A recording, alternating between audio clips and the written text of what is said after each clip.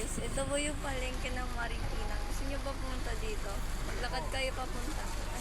Kaya pumunta dito, bahala sa buhay niya. Pumunta kayo. Ay, tapusin. Malakasan mo yung brightness para maliwanag. Malakas ba?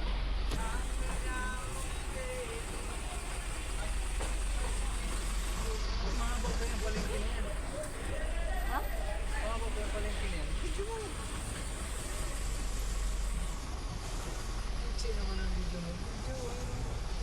Hindi ko naman pinatay eh, oh. Tada!